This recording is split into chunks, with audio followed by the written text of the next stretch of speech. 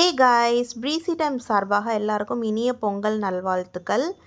இது வந்து ஒரு மினி vlog தான். நான் எப்படி ப்ரிப்பரேஷன் பண்ணேன் பொங்கலுக்கு எல்லாம் அப்படின்ட்டு. முந்தின நாளே வந்து சாமி பாத்திரம் ஃபுல்லாக விளக்கி வச்சுட்டேன். சாமி ஷெல்ஃப் எல்லாம் தொடச்சி ரோஸ் வாட்டர் யூஸ் பண்ணி தொடச்சி பொட்டெல்லாம் வச்சு ரெடி பண்ணி வச்சுட்டேன்.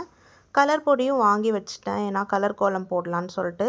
விளக்குக்கு மட்டும் இன்றைக்கி பூ வச்சுட்டு நாளைக்கு ஃபுல்லாக வச்சுக்கலான்ட்டு சும்மா கொஞ்சம் கொஞ்சம் சாமிக்கு எல்லாம் விளக்கு ஏற்றிட்டு அப்புறம் சாம்பிராணி ஃபுல்லாக வந்து வீட்டு ஃபுல்லாக பொருத்திட்டேன். இது வந்து போகி அன்னைக்கு நான் பண்ணினேன். சாம்பிராணி எனக்கு எப்போவுமே டெய்லி போடுறது ரொம்ப பிடிக்கும். அது ஒரு மாதிரி பாசிட்டிவ் வைப் கொடுக்கும்.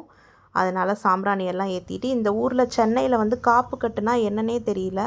எங்கள் ஊர்லலாம் காப்பு கட்டுனா ஒரு பெரிய கட்டு மாதிரி கொடுப்பாங்க. இவங்க டிஃப்ரெண்ட்டாக ஏதோ இலைய சொருகி அதை 20 ருபீஸ்க்கு விற்றாங்க. அப்புறம் பக்கத்துலேயே கரும்பும் விற்றுச்சு, அங்கேயும் வந்து வாங்கிட்டோம். கரும்பு இந்த தடவை ரொம்ப சீப் தான், 25 ருபீஸ் தான் வந்தது.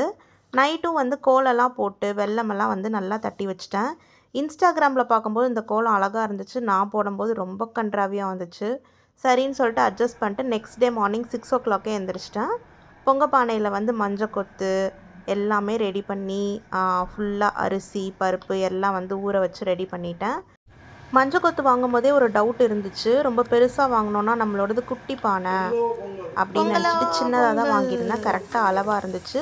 பொங்கலும் சூப்பராக பொங்கி நாங்களும் பொங்கல்லாம் பாடிட்டோம். அப்புறம் வீட்டுக்கு முன்னாடி மா இலை அதெல்லாம் போட்டுட்டு நாங்கள் வந்து சீக்கிரமே 7:45க்கே சாமி கும்பிட்டுட்டோம்.